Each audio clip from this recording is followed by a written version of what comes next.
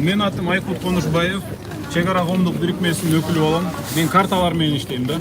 Көпчүлүк журналисттер мына сиздердин коллегалар дагы бар ошол жерде. Картаны билбей туруп эле жаза беришет. Эч кандай бир кабар жок. Баткенди бир карап көргөн эмес. Кай жакта төрөп, кай жакта өскөнүн билбейбиз го, бирок картаны карабастан, изилдебестен жаза берет.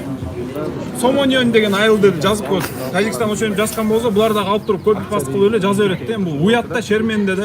Журналист катары, адис катары бир ошол районду, бир районду ошо Баткен районун эле изилдеп койгулачы, Кыргызстан географиясын окубай эле койгула. Ошо бир районду изилдеп койгула, айылдын аттарын билип алгулачы, кыргызча айылдын аттарын билип алгула. Бүт тажиктин аталыштарын коюп кетет дагы, кыргызча аталыштар жок бир дагы. Кирсең эле Тажикстандын бир жеринде бир нерсе болуп аткандай да. Анан бүт согуштун баары Кыргызстандын жеринде болот. Эч качан кыргыздар Тажикстандын жерине барып алып ок аткан эмес, ушул күнгө чейин. Орусча да айтып кетейин вот. События вчера происшедшие, это не первый, не последний.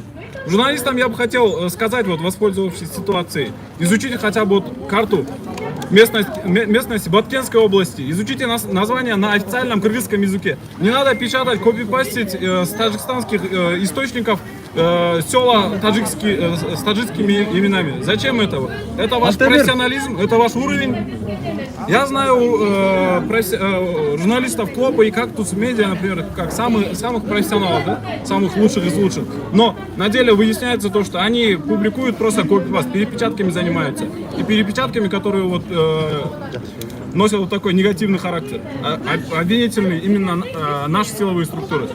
Но изучая на протяжении нескольких лет данную проблему, я могу сказать, никогда кыргызские силовые структуры первыми не нападали, не открывали огонь. Информационную войну мы проигрываем всегда вот так, потому что таджикские СМИ заранее готовятся, заранее планируют, и когда они начинают стрельбу, спускают курок, тогда их СМИ тоже сразу спускают курки и обвиняют все разом кыргызскую сторону. Говорят, что якобы кыргызы начали войну. Все, вот. Хочу, чтобы вы развивали. Ой, молодец, спасибо.